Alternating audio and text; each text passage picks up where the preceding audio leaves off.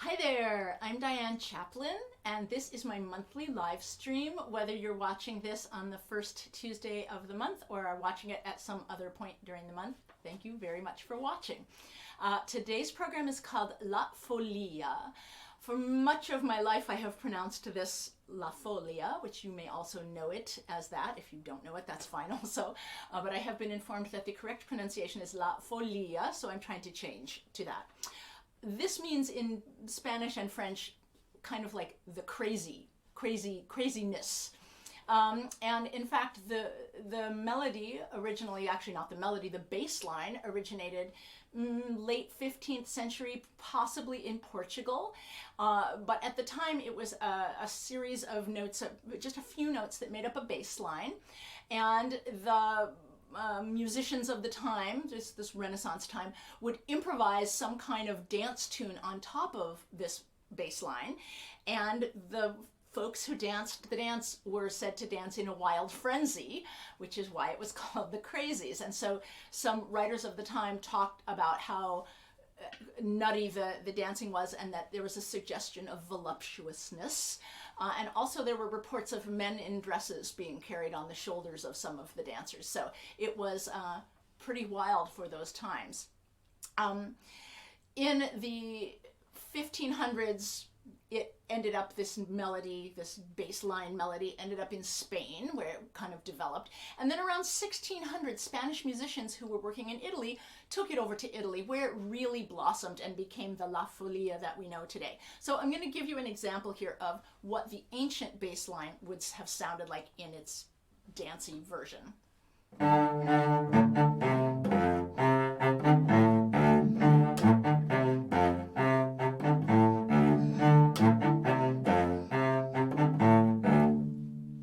Repeat that for however long you want to have a dance. When La Folia got into Italy and the Baroque era started around the mid-1600s, this dance calmed down a lot. The Baroque era was more interested in elegance than rowdiness, and so the melody slowed down, this bass line melody that I just played. The bass line became something like this.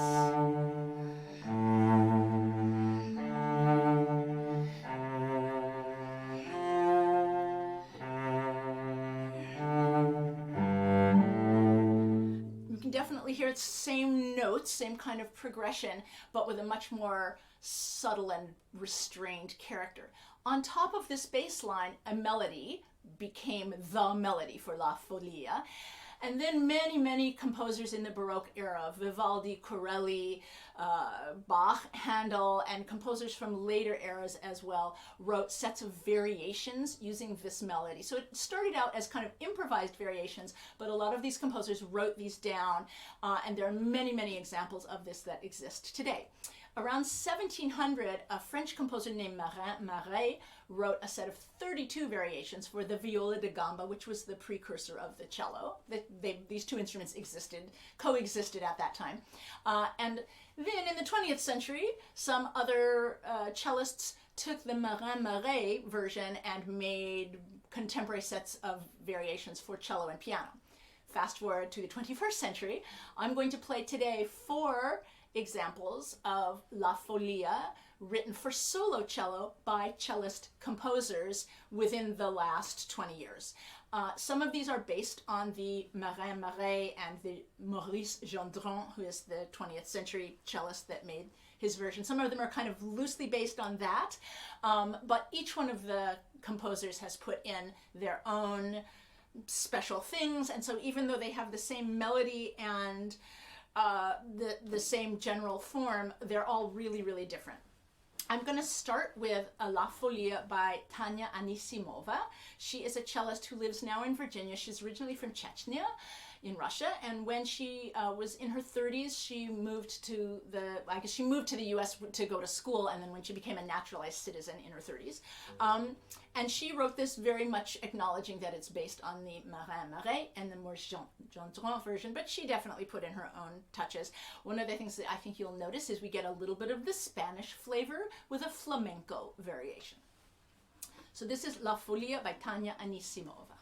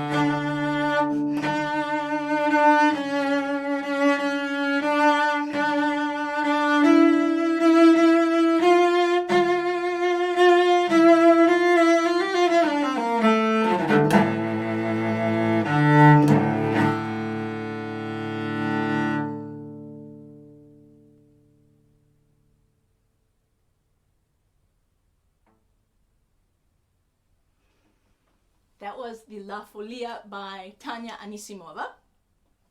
Next, I'm going to play a La Folia by Michal Stahel. He is a Slovakian cellist who's primarily a Baroque cellist. So the Baroque cello is basically the same instrument. In fact, my instrument is technically a Baroque cello because it was made during the Baroque era, so 300-ish years ago. But Baroque cellos are set up without steel strings, without an end pin, so you have to kind of hug it with your knees, with a lot of things that make it sound more mellow and just kind of less bright and modern. And there's a different kind of a bow. And so what I find really interesting about this next La Folia is that although Michal Stahel is a Baroque cellist primarily, his La Folia is more modern sounding than the one I just played, which was very Baroque for the whole time. And so you'll notice a few things in here. Despite the fact that he uses some modern techniques, some different kinds of sounds, I think he really always continues to hold the Baroque aesthetic of this La Folia. La Folia. You'll notice again he invokes a little bit of Spain. I think there's a section that pretty close to the beginning, it sounds like castanets. This is 7 variations for cello solo, La Folia by Michal Stahel.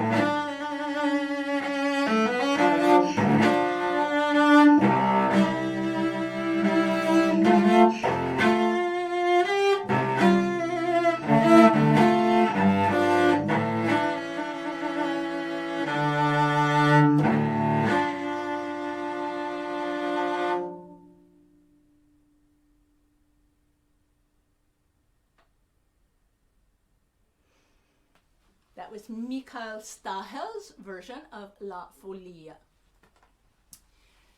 Next, this is the third out of four. Next is variations by, I am not sure if he pronounces his name Georg Mertens or Georg Mertens. He was born in Germany, and in his 30s, he emigrated to Australia, where my guess is his name is possibly George now. I spelled his name wrong on my publicity. It doesn't have an E on the end of it because I thought his name was George. I own this. I did not spell his name correctly. This La Folia is the most closely related to the very first one I played, the Tanya Anisimova, because both of them really based their sets of variations on the two French guys, Marais from 300 years ago and then Maurice Gendron from last century. And yet they're very, very different. You may hear some variations that sound almost identical. None of them are exactly identical, but you can hear, I think, the ones that they really took from the original Marais French version. So this is variations on La Folia by Georg Mertens. I've got a tune, hold on.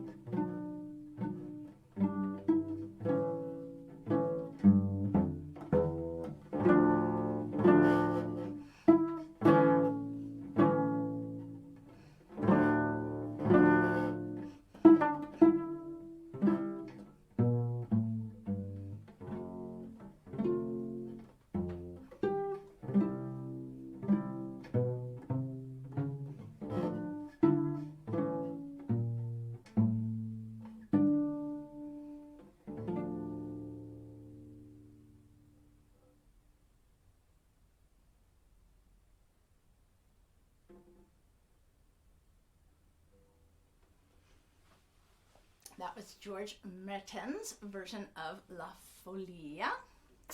And now things change. Now things get different because this is the La Folia by Giovanni Sollima. So the first thing I do is I untune my cello.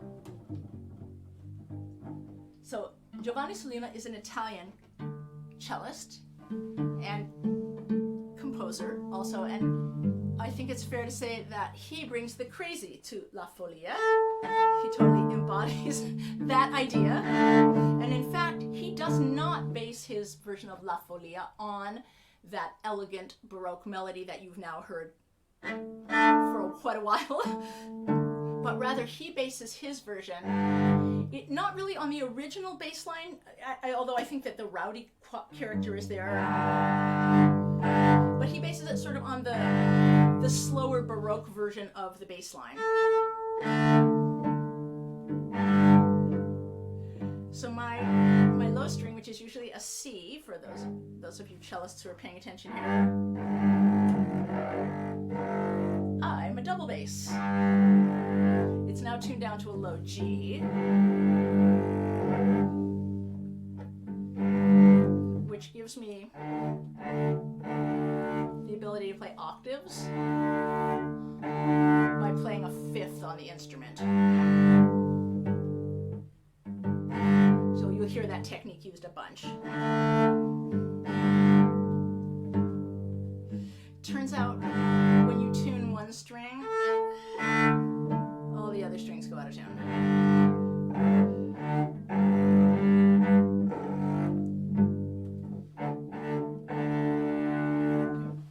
So what Sollima does, the way he constructs this, is rather than making florid variations on the melody, he varies the bass line. So you're going to hear the bass line. You'll hear the first thing you'll hear right at the beginning is the bass line, as opposed to all the other three where you heard the melody going on.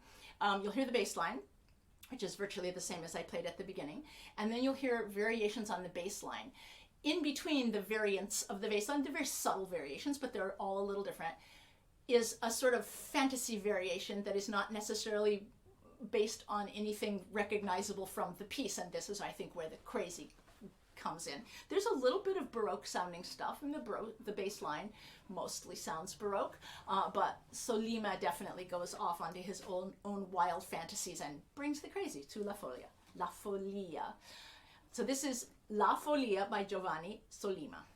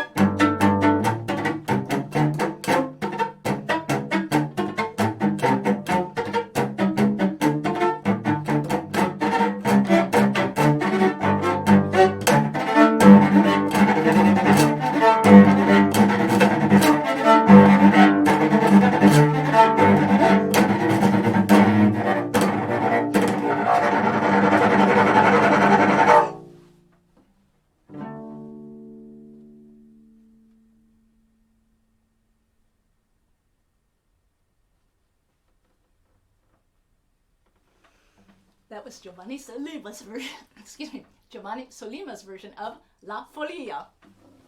And thus brings the program to a crazy end. I will retune my cello and return to normal life. I hope to see you next month, which is January, if you can believe it, 2023. I'm going to serenade you with a sweet new year, a program of sweets, including the third suite by Benjamin Britten. I might just check in and say hi to some folks who are here. So many interesting names, that people that I know, people that I don't know. Thank you so much, all you people that I don't know. Gloria, Lisa, hi. Paul, my cousin is watching. Lots of other people that I know as well. Thank you guys so much for checking in, and I'll see you next month. Bye.